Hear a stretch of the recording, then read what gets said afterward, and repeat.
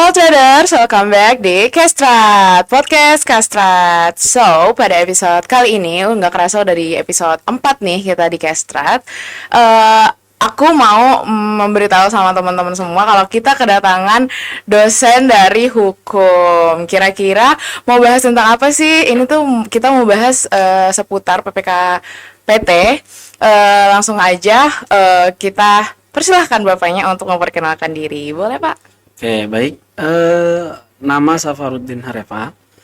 Sekarang bertugas di Fakultas Hukum Universitas Tanjung Pura. Keilmuannya hukum pidana. Bapak udah di hukum, berarti Bapak di bidang hukum pidana Ya, betul di sekali. Fakultas Ya. Hukum tersebut. Iya. Kalau di PPKPT Bapak sebagai apa?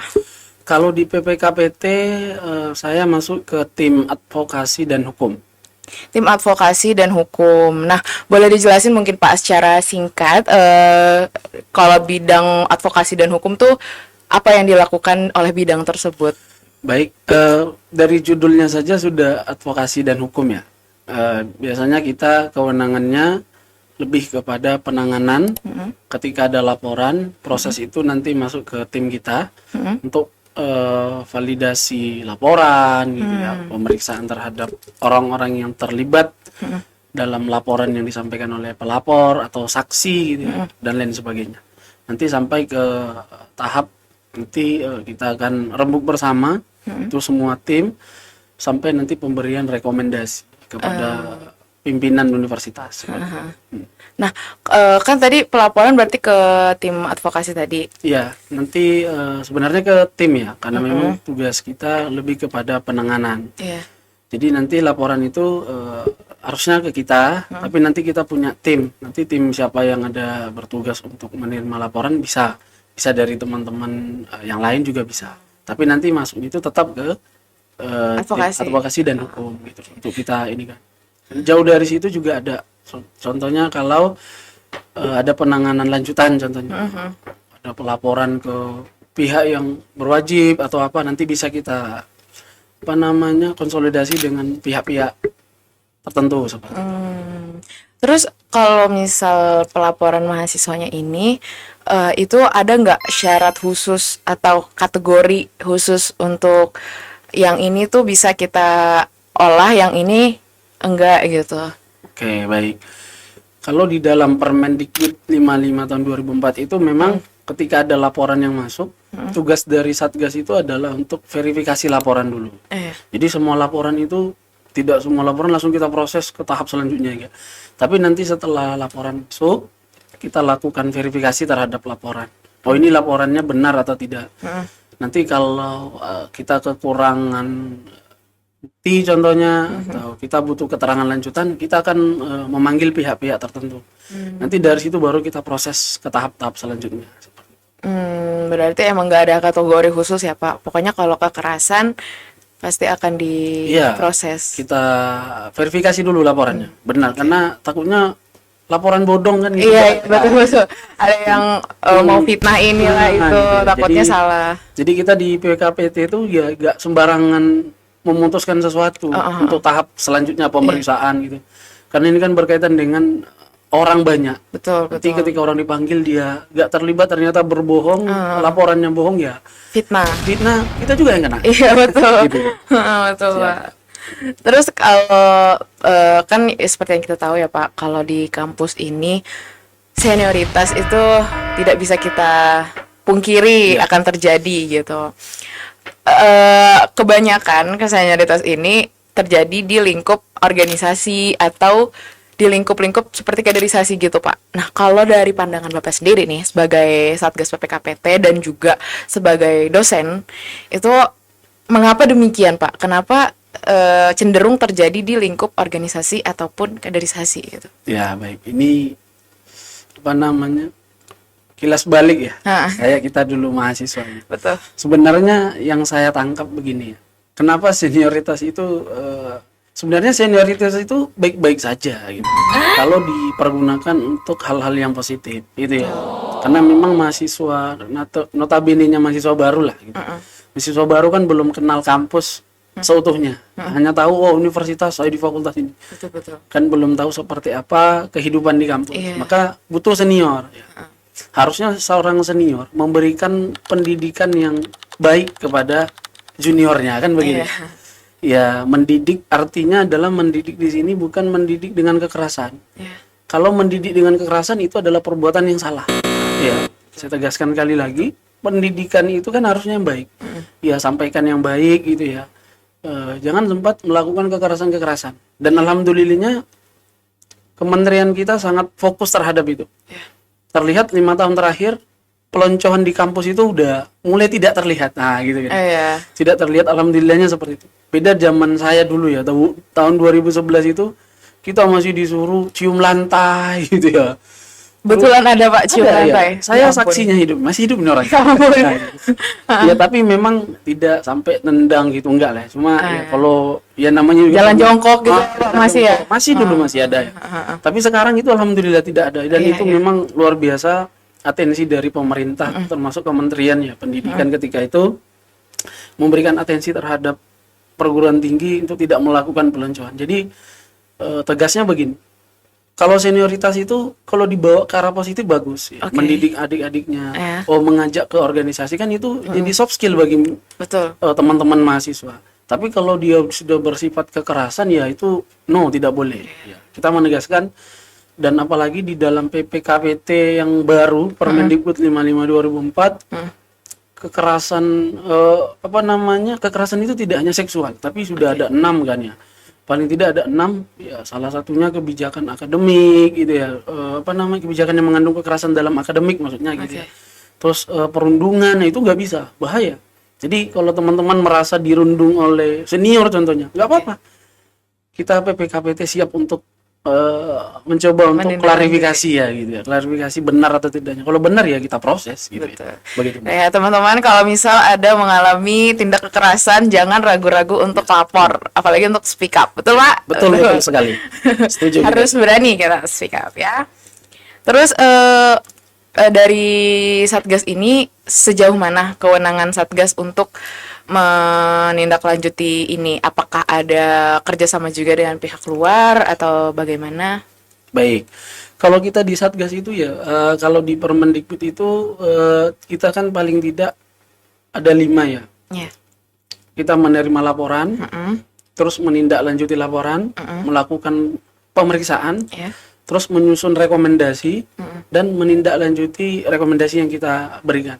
Jadi PPKPT ini tidak menjatuhkan sanksi, tidak. Tapi yang menjatuhkan sanksi itu ada tetap pimpinan perguruan tinggi. Kalau di Permendikbud itu dikatakan seperti itu. Karena Satgas pun dibentuk itu kan sebenarnya perpanjangan tangan dari perguruan tinggi. Harusnya kan yang melaksanakan ini adalah pemimpin perguruan tinggi. Cuma karena kan nggak bisa semua beliau mengerjakan, makanya dibentuklah Satgas. Jadi tugas kita memang di luar dari itu kita juga diperkenankan untuk bekerja sama, kolaborasi ya istilahnya, kolaborasi.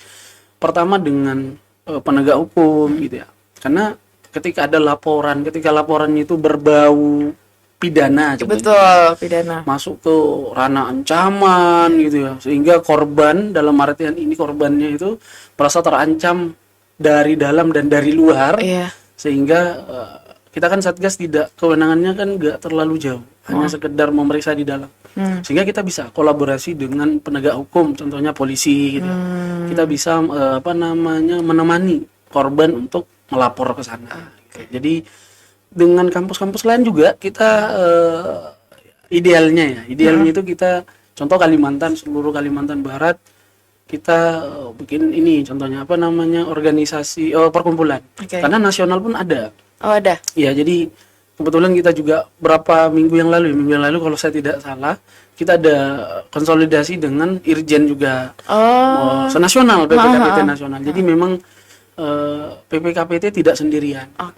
Ya, kita juga kolaborasi dengan pemerintah setempat. Contoh pemerintah setempat dengan dinas sosial ya, dengan DP3-nya gitu, perlindungan perempuan dan anak. Ya paling tidak memberikan ini contohnya kita kerjasama untuk menyediakan rumah aman. Kalau di kampus kan kita kampus orang udah tahu semua gitu.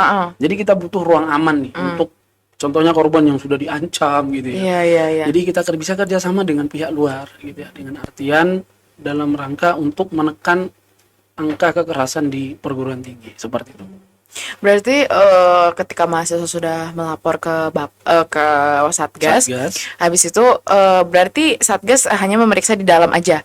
Kalau misal belum pidana, tidak ke aparat hukum, tapi kalau udah pidana baru dibantu untuk melapor ke aparat hukum tersebut. Ya, betul. Jadi kita nanti setelah ya tetap ya laporan itu ke kita, nanti kita akan cek verifikasi tadi ya. Jadi kan memang internalnya ya. Internal kita cek apakah laporan ini ada berbau pidana, contohnya gitu ya. Udah mengarah contohnya si korban pengen dibunuh nih. Kita kan kalau dibunuh pihak gimana nih gitu. Akhirnya diancam teror gitu ya, Pak. Diteror juga gitu ya. Jadi kita bisa kerjasama dengan pihak kepolisian setempat, contohnya Polresta Pontianak atau Polda Kalbar gitu ya. Kita bisa kerjasama dengan sana seperti itu. Tapi melihat kasusnya dulu ya. Kalau kasusnya hanya sekedar dalam kata kutip dosen suka contoh ya, dosen maksa mahasiswa beli buku contohnya gitu. Kalau enggak beli buku nilai E gitu. Ya gak perlu juga sampai Polda kan gitu ya. Betul. Ya cukup kita selesaikan di pihak. Diomongkan baik-baik secara kekeluargaan gitu ya, Pak. Tapi tetap kalau bentuknya kekerasan, kita harus berikan sanksi. Ya walaupun sanksi itu kan di permen itu kan ada 3, ada ringan, sedang sama berat. Kalau dia sudah masuk ranah berat itu nanti biasanya kalau dia aparatus sipil negara ASN, ya kita akan karena memang nanti kita kasih rekomendasi ke pimpinan akan terembuskan ke Irjen Kementerian seperti itu, Mbak. Oke. Tadi setelah melapor, apakah Satgas PPKPT ini menjamin perlindungan kepada pelapor dan juga saksi yang sudah melapor ke Satgas tersebut? Baik. Ini yang paling penting perlu kita perluas ya, kita sampaikan ya melalui podcast ini. Kalau ada saksi pelapor ya, melapor ke kita, yang paling pertama kita utamakan itu adalah identitas pelapor tidak boleh ada yang tahu. Termasuk saksi. Kita rahasiakan gitu. Cuma jeleknya begini, Mbak. Ketika kita sudah simpan baik-baik nih, gitu ya. Terus kita panggil nih yang terduga terlapor lah. Setelah kita periksa, nanya nih, kita tanya macam-macam gitu kan, kita klarifikasi ya, istilahnya klarifikasi. Betul. Terus tiba-tiba ada yang celetus nih, saya tahu nih yang lapor ini, itu, wah ini bahaya banget nih kan. Gitu. Artinya apa? Kita nggak ngasih tahu apapun. Nah, terkadang mereka itu bocor sendiri ya, Pak? Nggak bocor kita juga tahu dia tahu atau nggak benar atau enggak kan kita nggak tahu. Kayak sama-sama tahu gitu. Nah, sama-sama tahu gitu ya. Jadi memang kita di PPKPT insya Allah semua apa yang menjadi pelapor dan saksi itu kita simpan. Jangankan orang luar ya. Kita kan ada tim ya, kita 11 orang. 7 dosen dan 4 mahasiswa. Di internal kita saja, itu terkadang ada yang nggak tahu gitu ya. Karena memang kita rahasiakan serahasia-rahasia. Nanti tahunya ketika kita rapat pleno contohnya. Contoh kita mau memberikan rekomendasi, baru nih tahu semua gitu kan. Bayangkan kita saja disimpan jaga-jaga, apalagi orang lain. Jadi memang hal yang pertama kita lakukan terhadap saksi dan pelapor itu adalah identitas mereka kita rahasiakan, termasuk pelaku. Pelaku pun sebisa mungkin tetap kita akan jaga identitasnya. Gitu ya. Ya istilahnya begini, kan ini juga menyangkut harga diri orang ya. Jadi kalau itu biasa-biasa saja gitu, contohnya ya suka marah-marah di kelas gitu ya, mahasiswa takut dan segala macam merasa gini. Ya udah, ini dosen tidak akan pernah kita buka kemanapun. Terlapor itu tidak pernah kita buka gitu. Terkecuali kalau dia ngomong sendiri itu ya hak dia lah gitu ya. Jadi intinya adalah tegasnya kita sampaikan saksi, pelapor dan terlapor pun itu identitasnya kita simpan baik-baik gitu. Tapi Pak, kalau misal rahasia identitas memang kewajiban untuk kita semua juga menjaga aib ya kan Pak. Cuman kalau misal tindakannya udah di luar batas, parah banget gitu Pak, apakah tidak sebaiknya dikenakan sanksi sosial atau menurut Bapak sendiri gimana tuh Pak? Baik, ini agak berat.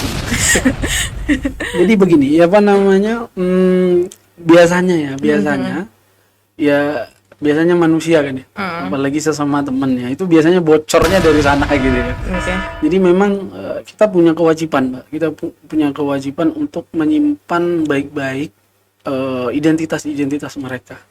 Jadi kalau dibilang tadi apakah tidak apa namanya tidak ketika kita publish contohnya pelaku ini sudah melakukan kekerasan yang di luar batas gitu ya. Nanti itu biasanya akan ada ini apa namanya booming sendiri gitu. Booming sendiri gitu ya. Kayak kita melakukan pemeriksaan lah ya. Kita sebenarnya nggak kasih tahu gitu ya. Kita panggil contohnya saksi ya, bukan terlapor. Iya. Tiba-tiba saksi ini udah tahu nih gitu. Oke. Dalam hati kita, oh berarti sudah ada yang bocorkan nih gitu. Padahal kita dalam pemeriksaan pun kita pakai inisial gitu ya. Atau kita sampai kita tanya dia, apakah pernah mendengarkan seperti ini? Dia bilang ada yang langsung tahu. Oh, si Fulan ya. Si Fulana ya. Oh, korbannya si Fulana ya katanya. Si Fulan ya katanya gitu. Jadi artinya Pak, yang maksud saya adalah gak kita pun yang menyampaikan, Tapi udah kesebar sendiri gitu. terkadang seperti itu, kebanyakan. Tapi prinsipnya adalah di kita bagaimana caranya untuk menjaga dulu ya. Terkecuali kalau sudah lapor ke polisi ya, terkecuali juga sudah melapor dan kan kita punya media sosial ya. Iya. Ada juga tuh. Dari kita posting sesuatu nanti ada yang komen tuh, ada di situ, ada juga gitu. Situlah puncaknya Gitu. dari orang-orang Kayak itu. kemarin ada kasus yang melapor di media sosial kita, akhirnya viral gitu. Alhamdulillah kita selesaikan gitu. Seperti itu. Itu melapornya ke DM tadi atau ke posting komentar? Ada yang di DM, ada yang di apa namanya komen ya. Di komen. ya. Wow, berani juga ya komentar di lapor di komen. Mungkin ini ya kali apa namanya Sekitar. apa namanya banyak juga yang nggak tahu ya PPKPT itu ada gitu. Oh iya. Tapi alhamdulillahnya kita sudah mulai sosialisasi Iya, dari mahasiswa baru gitu. Kan banyak yang nggak tahu. Betul. Jadi karena dilihat muncul mungkin ya di beranda mereka, ya situ mungkin wah mulai ya kan. Alhamdulillahnya itu apa namanya positifnya dari media sosial kali. Betul, Alhamdulillah sangat gitu. betul. Betul. Mungkin begitu, Mbak. Terus kalau kan tadi dari Bapak sendiri bilang Satgas ini apa namanya berkewajiban untuk menjaga identitas sanksi pelapor maupun yang terlapor. Gimana kalau misalnya dari Satgas ini ada yang mohon maaf, Satgas jangan tersinggung. Ada yang kita kan nggak tahu ya Pak, manusia gitu. Ada kalanya dia lupa atau keceplosan atau bahkan sengaja memberitahu pihak luar. Itu kira-kira dari Satgas sendiri tindakan apa yang akan dilakukan terhadap orang tersebut? Sejauh ini alhamdulillahnya kita tidak ada ya. Alhamdulillah. Mudah-mudahan tidak ada sampai seterusnya gitu. Amin. Kalau ada nanti contohnya membocorkan hal-hal seperti ini ya. Iya. Karena memang syarat menjadi orang Satgas ini adalah beliau harus bisa apa namanya menjaga kerahasiaan. Iya. Nah, kalau dia sudah sempat apa namanya membocorkan semua gitu ya, sehingga merusak proses yang kita lakukan, pemeriksaan yang kita lakukan ya, pertama yang kita lakukan ya yang pastinya adalah memberhentikan dulu atau menonaktifkan gitu ya. Untuk sementara karena ini bahaya kalau dilanjutkan. Itu kenapa kita di Satgas semua kasus yang masuk itu biasanya yang paling tahu semua itu adalah ketua kita. Oh gitu. Iya, makanya kita semua masih meraba-raba. Kalau ada kasus ya kita sumber utamanya beliau karena memang artinya apa? Saking kita menjaga apa namanya amanah itu ya, apa namanya jangan sempat tersebar kemana-mana ya. Akhirnya kita simpan, jaga baik-baik gitu ya. Saya aja ketika saya nangani kasus, tim lain ngadain kasus, saya nggak tahu nih prosesnya seperti apa, dilakukan mereka udah sampai mana, siapa yang sudah dipanggil gitu. Jadi kita memang tahan sendiri gitu. Jadi mungkin itu ya, karena memang sejauh ini kita belum pernah apa namanya melihat adanya kerahasiaan itu bocor kemana-mana gitu ya. Dan biasanya lagi-lagi yang saya bilang seperti yang kami sampaikan tadi, biasanya bocornya itu duluan gitu ya. Kita nggak salah Sebelum dilaporkan. Iya. Contoh kita panggil orang nih, oh dia yang bocorin mana. Oh, jangan, harusnya kan jangan gitu ya. Iya, Harusnya kan saksi sangat juga disayangkan. ketika sudah diperiksa udah untuk kita saja kan harusnya, ya. Kalau saksinya ngomong kemana-mana ya kita nggak bisa redam kan. Kita nggak Betul. bisa juga bisa melarang orang seperti itu. Mencegah dari mencegah. dasar dianya. Kalau misal dianya speak up juga kan kita, apalagi dia membocorkan identitas kan kita nggak ada yang tahu ya Iya, Pak. Kalau dan misal mudah-mudahan ke depan tidak ada yang seperti itulah. Amin. Eh, Sejauh ini kita belum menemukan lah. Alhamdulillah. jangan sampai ada ya. Terus kalau misal nih Pak, datanglah suatu hari datang suatu laporan ke Satgas, dan ternyata setelah diselidiki, diverifikasi, yang melakukan laporan, yang melapor dan yang terlapor itu adalah petinggi-petinggi atau contohnya dosen atau sivitas akademik lainnya gitu. Nah, itu apakah sanksinya akan sama atau ada perlakuan khusus? Seperti contohnya waktu itu Bapak tahu berita yang guru besar farmasi melakukan pelecehan itu, Pak? Oh iya. Tahu? Nah, itu contohnya di situ. Nah, kira-kira kalau amit-amit kasus tersebut ada di Untan, itu apa yang akan Satgas lakukan kira-kira dengan kasus seperti itu? Baik, ini sangat luar biasa ya. Mengulang tadi apa yang saya sampaikan di awal tadi, kan Satgas pencegahan, penanganan dan pencegahan kekerasan ini kan harusnya tugasnya pemimpin perguruan tinggi. Ya. Iya. Bunyi redaksi permennya itu seperti itu ya. Jadi karena pemimpin ini kan tugasnya udah banyak, jadi tidak mungkin mengurusi semuanya sampai ke detail-detail, sehingga dibentuklah Satgas gitu ya. Betul. Pertanyaannya, kalau pemimpinnya yang melakukan contohnya, Betul. maka pelapor datang ke kita setelah laporan itu masuk, kita langsung tembuskan ke Irjen. Oh, langsung Iya, ke Irjen. Oh, nasional berarti, Pak? Nasional, langsung Oke. kita sampaikan ke Irjen. Oke. Tapi setelah ada laporan ya, Iya. nanti tetap masuk melalui kita, ya kita menjadi tempat laporan mereka masuk. Terus setelah itu kita baru hubungkan ke Irjen. Irjen. Langsung berarti, Pak? Ya langsung ke ini. Kalau kita teruskan ke pimpinan, ya Sama aja. pimpinan kan gitu. Jadi memang di dalam kalau di sini ya di dalam pasal 50-nya itu, Iya. izin saya bacakan, Oke, Bu. dalam hal Satgas ya, menerima laporan yang terlapornya adalah pemimpin perguruan tinggi, satuan tugas meneruskan laporan kepada Inspektorat Jenderal. Nah, langsung memang kita ini kita kirim ya, kita tembuskan ke sana laporannya. Nah nanti yang memeriksa adalah mereka, bukan kita. Oke. Kalau kita yang memeriksa kan kita dibentuk sama dia. betul.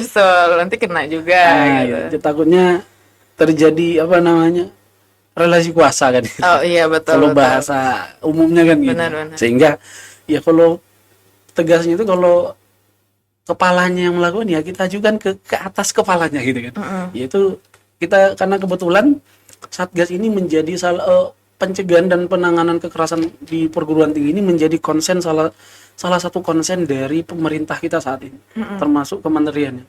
Makanya Irjen itu, setiap laporan yang kita kegiatan pemeriksaan terhadap laporan kekerasan yang kita buat, yang kita tangani di kampus itu biasanya setelah kita ada buat laporan, nanti disampaikan oleh pimpinan kita, disampaikan langsung ke Irjen. Jadi udah main cepat, Mbak. Jadi Irjen itu artinya gini, Irjen itu tahu kampus-kampus mana yang kira-kira nih masalahnya yang banyak gitu. Betul. Memang Irjen, alhamdulillahnya Irjen itu sudah sangat proaktif sekarang menangani kekerasan seperti itu, Mbak. Berarti dari Irjen tuh gercep ya, Pak? Kayak prosesnya nggak lama berarti ya dari Irjen? Kalau di Irjen mungkin ya kan karena Irjen sibuk mungkin kan? Ya adalah ininya ya, waktu tenggangnya, ada berapa waktu yang diperlukan sama mereka untuk memproses laporan yang masuk gitu ya. Karena juga ya Irjen kan banyak tugasnya ya. Tidak hanya ini, ribuan masalah yang masuk ke sana. Jadi sehingga yang jelas begini, Mbak. Yang jelas ketika pemimpin perguruan tinggi yang melakukan, tugas utama kita adalah meneruskan laporan itu ke Irjen. Langsung ya? Selebih dan sekurangnya ya kita bisa memantau lah. Karena memang ada situs yang bisa kita cek, atau nanti karena sudah ada grup ya, nanti bisa dikontak orang Irjennya seperti itu.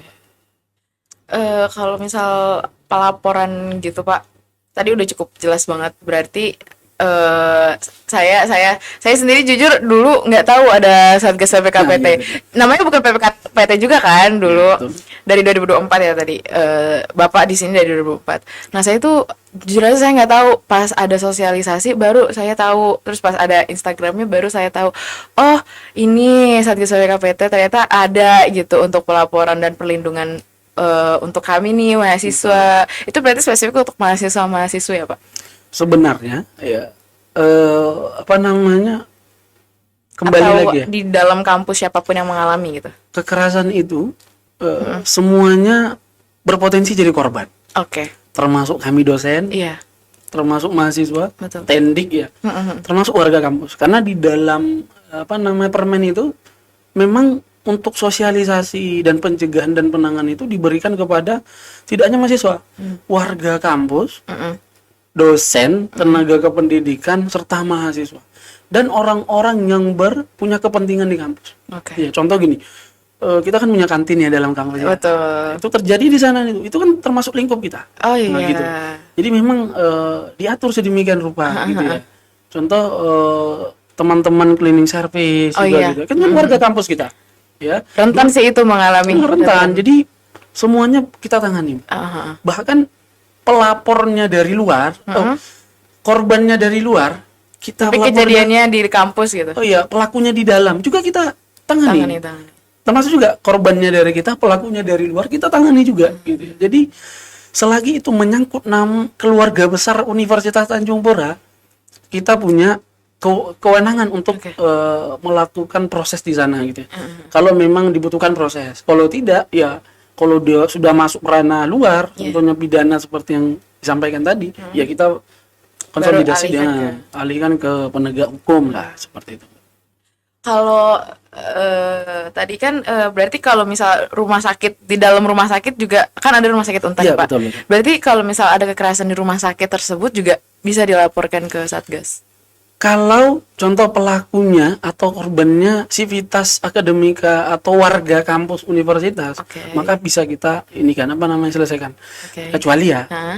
kalau pasien sama pasien Oke. itu kan orang Ribut. luar ya, ribut itu silakan diselesaikan di ini. Tapi tetap nanti rumah sakit menerima laporan dan lain sebagainya seperti itu. Iya. Yang jelas tegasnya itu adalah kalau itu menyangkut warga kampus dan keluarga besar lah. Universitas Tanjung Pura kita punya kewajiban untuk melakukan penanganan di sana gitu. Terus kalau dari kan udah banyak nih Pak pasti kasus yang terlapor. Itu ada nggak kasus yang mungkin belum terselesaikan atau bahkan tidak terselesaikan gitu? Baik, ini pertanyaan berat nih. Ini menyangkut kinerja Satgas ini. Oke. Betul ya. Baik, begini. Alhamdulillahnya saya bisa mengatakan itu.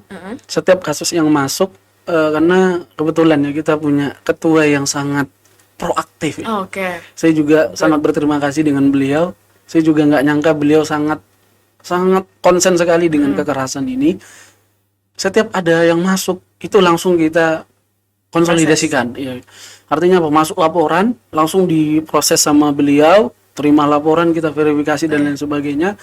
Kalau ketemu ya kita langsung panggil pihak-pihak tertentu gitu. Ya kalau boleh selesai hari itu selesai gitu ya. Kita selesaikan gitu ya. Tapi yang paling uniknya Mbak ya, unik saya ngatakan unik. Oke. Kita kan Satgas kekerasan ya. Oke. Yang masuk ke kita tidak hanya kekerasan gitu ya. Oke, apa aja tuh Pak? Bahwa Yang yang lucu menarik, deh. yang unik itu adalah contohnya gini. Kasus perselingkuhan. Oh ada. Nah, gitu ya. Artinya apa? Ini kan agak unik gitu ya. Harusnya kan perselingkuhan itu kan bukan ranah gitu. Oh, Ya. oke. Kan harusnya ranah pihak-pihak tertentu ya. Ada kan yang Udah ke hukum beda lah pokoknya. tes lah ya. Karena kita juga punya kode etik. Nah, ini perlu Iya, ya. iya. Teman-teman mahasiswa, dosen teknik kita punya kode etik ya. Jadi kalau tidak masuk ranah kekerasan, maka masuknya ke ranah kode etik. Harusnya seperti itu. Tapi karena orang menganggap Satgas ini adalah nah, itu dia.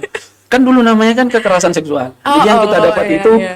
apa namanya? Ya, Ibu Ketua cerita ya, apa kata dia? Kita dulu waktu kekerasan masuk sini, kita menerimanya orang yang dirundung gitu ya, didiskriminasi gitu ya. sekarang berubah jadi PPKPT, Malah malah sebaliknya. ya alhamdulillah gitu ya. Jadi setidaknya orang percaya dengan kita, kan itu Oke, positifnya iya, seperti iya, itu ya. iya, iya. Kalau kelemahannya ya harusnya disampaikan ke pihak-pihak tertentu. Tapi kita tidak berlepas tangan. Kalau ada yang apapun laporan yang masuk ke kita, kan itu tadi kita verifikasi ya. Oh, Iya, ini nggak masuk ranah kekerasan nih. Betul, betul. Nah, harusnya masuknya ke sana. Kita bisa menjembatani. Oh. Nah, gitu ya. Contoh apa gitu ya kan, kasus perselingkuhan contohnya. Ya ini kan harusnya ranahnya ini. Udah kita jembatani. Tolong disampaikan nih ke sana. Nanti kita ini loh laporan yang kita dapatkan bla bla bla bla bla. Nanti diurus sama. Karena kan kita punya kode etik. Iya, iya. Nah, gitu. Atau ada mahasiswa pacaran suka sama suka contohnya. Oke. Hamil di luar nikah. Oh. Tidak ada kekerasan. Kekerasannya di mana? Contohnya ini contoh Oke, saja. oke. Terus apa namanya? Dia nggak mau bertanggung jawab, kan itu bukan Iya. kekerasan. Betul sih, harusnya diomongin sama keluarganya ya, Pak ya. Tapi itu boleh masuk ke dalam kode etik mahasiswa. Nah, gitu. Kalau dosen sama mahasiswa seperti itu kan masuknya kode etik. Oh. Nggak boleh melakukan perbuatan seperti itu kan. Kecuali kalau dia nampar, Iya, iya. memar dan Si segala cowoknya misalnya ke cewek atau cewek baru ke cowoknya ya. kita bisa proses di dalam sesuai Permendikbud ya. Saya berbicara tentang Permendikbud gitu, Oke. Mbak. Iya, Hmm. iya. Mungkin itu, Mbak. Terus gini Pak, kan kalau saya pribadi ngelihat lingkungan saya nih, bukan cuma di farmasi, bahkan teman-teman deket saya, mereka itu orangnya lumayan pasif. Jadi kalau mereka mendapatkan suatu tindakan kayak entah diskriminasi, pembulian secara tidak langsung, mereka sakit hati, tapi mereka takut ngelapor. Sedangkan saya ini tipikal yang harus speak up, harus ngomong, harus pokoknya harus berani gitu. Jadi saya yang ngelapor ke Satgas. Terus Satgas verifikasi tadi kan, verifikasi ke korban. Udah, korban menjelaskan mau melaporkan, tapi pada akhirnya dia takut untuk melanjutkan. Dia antara takut dan malas, itu menjadi berkepanjangan gitu. Apalagi yang terlapor, ini contoh yang terlapor, contoh jangan dicari tahu. Iya. Apalagi yang terlapor ini punya misalnya mahasiswa sama mahasiswi. Nah, si mahasiswanya ini punya relasi yang kuat sama petinggi. Nah, jadi si teman sayanya ini takut banget untuk melanjutkan karena takut segala macam, takut dikeluarin dari ini, takut gitu lah Pak pokoknya. Itu kan ruwet ya Pak istilahnya. Kira-kira kalau Satgas dapat kayak gitu gimana tuh? Oke. Ini menarik ya. Ini kebetulan kita bisa disiarkan nanti ya, bisa teman-teman dengar ya. Pertama, ketika ada terjadi kekerasan, ini sebenarnya adalah tugas kita bersama gitu. Kita sebenarnya tidak menghukum ya, tidak menghukum. Tapi kita mencoba untuk biar jangan berulang. Kan Iya. gitu. Itu yang paling penting ya. Betul. Karena kalau kita biarkan ya kayak kata pepatah ya, ala bisa karena biasa kan. Iya. Wah, biasa aja kok. Ya udah, diulangi aja terus gitu kan. Iya. Akhirnya jadi kebiasaan. Dinormalisasikan. Itu tadi, dinormalisasikan sehingga sesuatu itu dianggap biasa gitu. Iya. Artinya begini. Kalau ada contoh korban gitu ya, terus ada temennya yang merasa melihat, biasa teman dekatnya melaporkan hal itu kepada Satgas, kita terima. Oke. Karena begini, kekerasan itu tidak mesti yang melapor adalah korban. Iya. Itu yang paling poin penting ya. Betul. Siapapun yang melihat, mendengar atau mengetahui, Iya. maka boleh melapor. Bahkan di luar itu, bahkan kami sebagai Satgas diberikan, ini salah satu poin penting dalam permen ya, Oke. yang tidak dimiliki dalam permen sebelumnya, Permen 30 2001 tentang kekerasan seksual itu. Di Permen 55 2004 itu dijelaskan, kalau Satgas mengetahui contohnya, kita tahu nih ada kekerasan di sana, Iya. ya, dengan pertimbangan-pertimbangan dan segala macam yang kita telah lakukan gitu lah ya. Iya. Tegasnya kalau kita mendengar melihat dari Satgas, kita maka bisa kita proses, Mbak. Kita bisa panggil orang-orang tersebut yang kita rasa perlu untuk kita klarifikasi, maka boleh kita panggil gitu ya. Apalagi ketika ada orang sudah melapor ya, contohnya gitu ya. Dia sudah melapor, terus tiba-tiba dapat tekanan contohnya gitu ya. Dapat tekanan contohnya. Ketika dia dapat tekanan, terus tapi dia sudah melapor nih. Iya. Ya, sudah melapor. Kan kalau semua laporan yang masuk harus tercatat. Iya, Ada betul, tanda tangan betul, si betul. pelapor ya. Baik Betul. itu siapapun ya, yang jelas pelapor kita sebutkan ya. betul. Bukan korban tapi pelapor gitu. Selagi dia sudah melapor, selagi dia tidak mencabut laporannya di atas kertas, ya contoh gini, di telepon ya, contoh via telepon atau via Pak, saya mau mencabut laporan saya, saya tidak mau meneruskan laporan saya, karena mungkin alasan dia lah ya, tapi tidak mungkin dikasih tahu, takut apa gitu ya kan ya. Akhirnya apa? Kalau selagi dia tidak tertulis di atas kertas mencabut laporan yang tadi, maka kita masih bisa melanjutkan. Gitu, itu yang pertama. Tetap akan diusahakan berarti ya, kita usahakan, maksudnya kita cari tahu kenapa dia seperti. Kalau ada di balik itu tertekan gitu ya dan lain sebagainya, kita berarti dia butuh penanganan psikologi kan gitu ya. Nah, kita usahakan.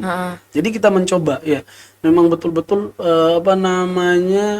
kalau itu betul-betul kekerasan ya yang dialami sama si korban. Karena mengingat begini Mbak, relasi kuasa itu pasti ada. Ya. Kalau kita biarkan terus-menerus, itu akan menjadi normalisasi gitu ya. Betul. Apa yang dilakukan oleh si terlapor itu adalah benar gitu ya. Akhirnya kita sebagai Satgas punya tanggung jawab moral hal itu untuk menyelesaikannya gitu ya. Terkecuali kalau dia sudah mencabut secara langsung di atas kertas, saya mencabut sudah selesai. Karena di dalam Permendikbud itu ya, di pasal 64 itu tertulis ya. Menghentikan pemeriksaan apabila pelapor tidak memberikan keterangan dalam tahap pemeriksaan, pelapor mencabut laporannya, terlapor meninggal dunia, terlapor tidak ditemukan, atau pembuktian tidak cukup. Kalau buktinya cukup, kenapa nggak kita lanjutkan, gitu ya? Sehingga kita punya tujuan, gimana kampus zero kekerasan, gitu kan? Itu yang pertama. Selanjutnya, kalau ada kasus seperti itu, sebenarnya kita sedang menolong terlapornya gitu.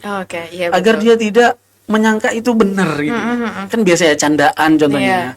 Suka ngirim chat atau foto yang bernuansa seksual contohnya kepada mahasiswinya. Pelecehan secara internet ya. Internet seperti itu ya. Artinya apa?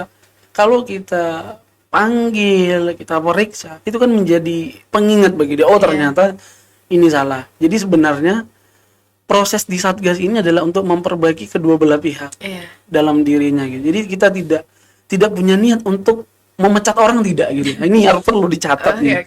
Kita tidak punya niat untuk memecat orang jadi dosen, tidak, memecat jadi mahasiswa, tidak. Tugas kita adalah bagaimana semuanya adem dan tidak terjadi kekerasan seperti itu. Jadi kalau si terlapornya itu, kembali ke pertanyaan tadi, dia merasa takut tadi ya, terkecuali memang betul-betul tidak ada tekanan, tidak ada apa-apa, dia mencabut, fine gitu ya. Tapi karena ada tekanan di balik itu semuanya, kita punya tanggung jawab moral. Berarti dia butuh psikolog untuk mengamankan gitu ya. Dan alhamdulillahnya kita seperti itu yang kita lakukan Mbak, gitu ya. Kalau memang betul-betul dia tidak dalam tekanan sama sekali, ya kita biarkan gitu ya. Tapi kalau memang dalam tekanan, ya biasanya psikolog kan tahu ya. Kita juga punya kerjasama sama psikolog. Kita juga saya lupa tadi menyampaikan, kita juga ada kolaborasi dengan psikolog gitu ya. Berarti sama kepolisian, psikolog, apalagi tuh Pak kira-kira? Bimbingan konseling juga ya, konseling gitu ya. Tapi memang karena kita juga belum punya divisi konseling ya, karena memang di Permen itu hanya beberapa divisi saja, jadi hanya belum ada. Tapi kita punya relasi untuk ke konseling. Biasanya kalau si korban ini butuh konseling, biasanya kita mengajukan kepada si korban apakah mau di konseling atau tidak, seperti itu. Terus kalau misal kan tadi pasal-pasalnya juga udah disebutin. Nah, Pak, kita kan seperti yang Bapak tahu ya, generasi Z ini kalau berekspresi suka mungkin kelepasan atau ya gimana gitu. Mungkin di hati yang lebih tua dari kami agak gimana. Terus gimana caranya? Ada nggak tips dari Bapak nih untuk kami para generasi Z ini? Itu kan pasti kan yang ada di kampus sekarang udah generasi Z kan, nggak ada generasi Alpha atau milenial, udah lulus ya. Terus kita tuh kadang entah itu dari sosial media, kebanyakan sih dari sosial media. Mungkin perundungan di real life-nya sudah berkurang, tapi di sosial medianya parah gitu Pak. Gimana caranya Gen Z ini bisa berekspresi sebebas mungkin, menyuarakan pendapat, mengadvokasikan apa yang telah dia telaah, tanpa ada unsur kekerasan baik itu verbal maupun fisik kepada yang tertuju gitu Pak. Baik, ini sesuatu hal yang memang tidak bisa kita hindari saat ini, gitu ya. Betul. Terkait tentang kebebasan ekspresi ya. Iya. Karena memang diatur itu, jelas diatur dalam undang-undang dasar kita, undang-undang HAM juga. Negara pun tidak bisa melarang orang untuk berekspresi ya. Gitu. Demo boleh. Yang nggak boleh itu kan seperti ini, Mbak. Kalau dalam konteks hukum ya, saya berbicara hukum. Menyampaikan ekspresi itu adalah hak setiap warga negara gitu. Tapi yang nggak boleh itu apa ekspresi yang berlebihan. Contoh gitu ya, bercanda berlebihan. Gitu ya, bercanda berlebihan artinya di sini membuli gitu kan. Itu nggak boleh gitu ya. Walaupun sebenarnya biasa saja bagi orang yang kita bully sama kita. Dan itu tadi kembali ke konteks kita tidak boleh menormalisasikan sesuatu yang sebenarnya salah gitu ya. Dan itu yang sebenarnya yang perlu kita pahami bersama, dan teman-teman Gen Z ya, yang setiap ketikannya itu berbahaya sekarang. Artinya apa? Ketikan itu sangat luar biasa sekarang gitu ya. Contoh kayak kejadian-kejadian yang kemarin yang kita lihat, itu kan dari media sosial terjadi demo besar-besaran gitu kan. Apalagi pemerintah sekarang lagi mengisukan, ada isu ya, saya nggak tahu benar atau tidak, yang jelas ada isu. Setiap orang hanya boleh menggunakan satu media sosial ya gitu ya, karena untuk mengurangi adanya black campaign ataupun sesuatu yang hate speech seperti itu terjadi di media sosial. Ya ada benarnya juga kan gitu ya. Cuma jangan sempat itu menjadi batasan untuk kita menyampaikan pendapat. Pesan saya seperti ini. Pesan saya adalah kalau menggunakan media sosial kita perlu untuk klarifikasi. Nah, ini yang kurang saat ini. Ya, yang penting share gitu kan. Betul. Jadi memang yang paling penting di kita sekarang Gen Z ya, terutama saya juga ya, kita perlu untuk klarifikasi apapun yang terjadi. Jadi harus mencari tahu lagi, memverifikasi lagi benar apa enggak, hoax atau bukan gitu ya Pak. Kalau tidak, ya kita akan jadi ya kalau tidak bulan-bulanan di media sosial kita bisa kena undang-undang ITE kan begitu ya. Iya. Artinya paling penting dalam media sosial itu adalah kita harus menjaga jari kita dulu ya. Betul. Sehingga kita klarifikasi, jangan hanya share aja gitu. Kita boleh share, tapi kalau itu udah benar ya sesuai dengan referensi yang kita dapat gitu, berita yang valid, ya sah-sah saja gitu. Apalagi sekarang media juga gitu ya. Media sudah banyak banget, ada yang media nasional, media daerah ya, semuanya sudah menampilkan di wajah media sosial hari ini gitu. Tapi ya yang kurang saat ini di kita adalah klarifikasi terhadap apa yang kita dapatkan, sehingga ketika kita berkomentar gitu, memberikan ekspresi itu bisa lebih ke arah yang tidak merugikan orang lain. Ya contohnya gini, kalau yang kita tulis itu merugikan diri kita, nggak usah kita share. Kan kita bisa menimbang ya. Harusnya kita bisa menimbang mana ekspresi, mana kebencian kan gitu. Apalagi dunia sekarang sudah canggih, tinggal tanya ChatGPT ini salah atau enggak, selesai gitu. Itu contoh saja gitu. Jadi intinya adalah teman-teman Gen Z, kita mari sama-sama kalau ada berita apapun kita klarifikasi agar kita tidak jatuh ke lembang yang salah. Begitu. Jangan sampai kita terjerumus kita malah ikut-ikut buzzer yang ada mungkin ya. Betul. Kita tetap harus mengkonfirmasi, kita harus membaca full apapun yang diinformasikan atau di-share sama khalayak umum. Betul. Gitu. Nah, kita sampai pertanyaan terakhir. Siap. Jadi setelah semua mengulik PPKPT ini, saya pengen tahu Pak, kami pengen tahu gimana ada nggak mekanisme resmi untuk dari proses pelaporan hingga pemrosesan kasus dan penyelesaian kasus tersebut. Baik, ini saya sedikit intip ya. Iya, nggak apa-apa. Biar jangan salah nih, nanti salah bahaya. Betul. Ini informasi penting. Penting ini. Baik. Begini, seperti yang saya sampaikan tadi, tugas kita itu yang pertama adalah menerima laporan, ya. Terus nanti memverifikasi laporan, terus menindaklanjuti. Setelah itu nanti kalau melakukan pemeriksaan, dan setelah itu ada dari hasil itu kita ambil kesimpulan dan rekomendasi. Jadi kalau teman-teman ingin melapor ya, sekarang kita sudah punya kanal juga, kanal Instagram ya. Kita juga punya nomor HP yang bisa teman-teman hubungi untuk melapor. Artinya apa? Sekarang semua kita sudah siapkan medianya. Kalau teman-teman malu berbicara di depan kita, contohnya gitu ya, bisa SMS, WA saja gitu ya. WA atau bisa chat di media sosial yang ada punya kita gitu. Jadi pelaporan yang kita buka sekarang itu tidak hanya datang ke kantor gitu ya. Kalau tidak ada di rumah atau takut untuk keluar dilihat oleh orang lain, silakan chat kita, email kita juga ada gitu. Kita tidak jarang menerima dari Instagram seperti yang saya sampaikan. Kayak kasusnya apa kemarin ya, Arboretum.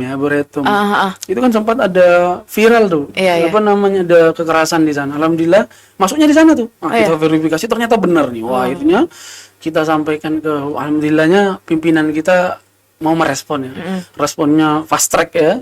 Alhamdulillah itu terselesaikan. Akhirnya apa namanya, ternyata media sosial yang kami punya itu salah satu sumbangsinya besar banget untuk melakukan pelaporan gitu ya. Kalau saya baca di sini panjang banget nih ya gitu. Intinya seperti itu ya teman-teman. Kita boleh melapor melalui media sosial, WhatsApp, atau datang ke kantor juga boleh. Jadi intinya adalah yang ingin saya sampaikan, jangan pernah takut untuk melapor ya.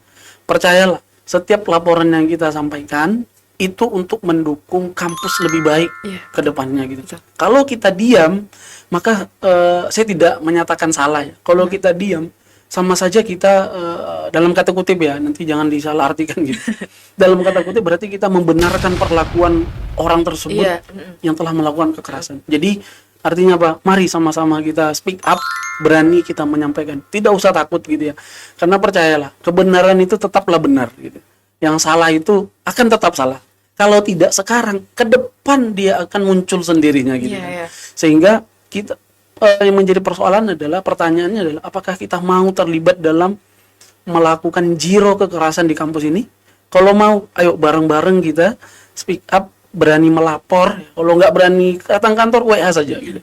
Insya Allah ada teman-teman ya, ada Abang Rian namanya yang selalu siap menerima pesan teman-teman semua ya, dan kakak-kakak yang lain yang ada di Satgas. Kita juga ada mahasiswa di Satgas, ada 4 orang, karena memang wajib ya biar ada mahasiswa. Agar mahasiswa nggak, apa namanya istilahnya itu ya, lebih enak mahasiswa ke mahasiswa gitu ya. Kan biasanya gitu ya, mahasiswa takut ngomong sama dosen nih gitu ya. Ada kita siapkan mahasiswa. Kalau memang nggak bisa juga, udah kita kan cari psikolog contohnya gitu ya. Kita datangi psikolog, kita panggil psikolog, Pak ini mau melapor nih, nggak tahu dia gitu. Kita bisa datangkan gitu. Jadi insya Allah kita di Satgas PPKPT, kalau teman-teman merasa ada kekerasan ya, ingat ya, kekerasan, silakan lapor ke kita. Insya Allah kita akan coba klarifikasi yang paling penting, verifikasi. Kalau itu benar, insya Allah akan kita lanjut ke tahap selanjutnya sebagaimana sesuai dengan Permendikbud 55 tahun 2004. Seperti itu, Mbak. Berarti dipermudah ya, Pak? Ini nggak perlu yang pakai surat, pakai nggak perlu. Tinggal ngelapor aja, itu pasti sudah langsung diproses. Atau satu lagi, maaf, Mbak. Kalau korban nggak berani, suruh aja temennya, nggak apa-apa. Dan itu kita lakukan. Atau temennya aja yang ngelihat, nggak usah konfirmasi ke korbannya, langsung aja lapor kalau sudah kekerasan. Kekerasan. Kalau teman-teman mengetahui, silakan lapor ke kita. Kita terbuka untuk semuanya gitu. Termasuk siapapun warga Universitas Tanjung Pura yang melakukan kekerasan, kita open ya. Pintu kita terbuka dari pagi sampai sore lah. Tapi kita sering sampai malam. Itu. Terima kasih. Berarti Satgas ini udah pindah ya kalau nggak salah saya lihat di Instagram. Sudah pindah. Kita alhamdulillah kuliah teman-teman boleh lapor kalau mau di Kulber A ya. Kulber B, maaf saya lupa. Kulber B lantai 4. Naik lift langsung dapat gitu ya. Sekarang lebih mudah. Kalau kemarin kan kita turun dulu lama. Ini datang ke Kulber B, naik lift lantai 4, sebelah kiri langsung Satgas PPKPT. Nah, dapat ya. Jadi apalagi yang teman-teman tunggu, pelaporannya nggak ribet, tempatnya juga udah di kampus, udah deket, udah tinggal naik lift aja udah bisa. Jadi jangan pernah takut untuk melapor apapun yang terjadi, karena diam itu bukan solusi, dan diam dan mendiamkan kesalahan adalah kejahatan. Oke? Jadi mungkin ada pesan-kesan Bapak terakhir di episode ini, Pak? Baik, kesan saya cuma satu saja ya. Kami, saya terutama memang akhir-akhir ini saya senang menulis ya. Saya juga suka menulis tentang perempuan, kekerasan itu. Bisa teman-teman cek lah ya di apa namanya di internet itu. Iya. Pesan saya satu adalah gimana caranya, walaupun ya tidak mungkin kali ya, tapi saya masih punya positive thinking. Kita bisa melakukan zero kekerasan di universitas kalau kita saling kerjasama seperti itu. Oke, sudah selesai. Pertanyaan saya sudah selesai dan tadi jawaban dari Bapak juga sudah memuaskan, sangat menjelaskan apa yang saya tanyakan. Dan mungkin untuk teman-teman juga kami berharap podcast di episode 4 ini bisa teman-teman renungkan dan teman-teman dengarkan baik-baik apa yang sudah disampaikan oleh Bapak Safrudin dan saya gitu. Oke, episode sudah selesai. Terima kasih pihak-pihak yang bersangkutan di sini. Saya Nahora Fata sebagai podcaster pada episode ini pamit undur diri. Terima kasih atas perhatiannya. See you in the next episode. Gini Pak. Oke, thank you. Thank you.